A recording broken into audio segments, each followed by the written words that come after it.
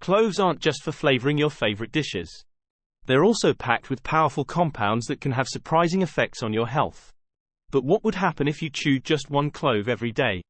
Cloves are rich in antioxidants, including eugenol, which has been shown to have anti-inflammatory and antimicrobial properties.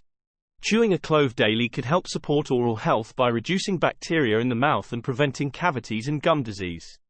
Cloves are also known to aid digestion by stimulating the production of digestive enzymes and reducing gas and bloating. Chewing a clove after meals may help alleviate digestive discomfort and promote better digestion. Additionally, cloves have natural analgesic properties and have been used for centuries to alleviate toothaches and sore throats. Chewing a clove could provide temporary relief from minor pain and discomfort. Some studies suggest that cloves may even help improve blood circulation and boost energy levels. Chewing a clove daily could leave you feeling more invigorated and alert.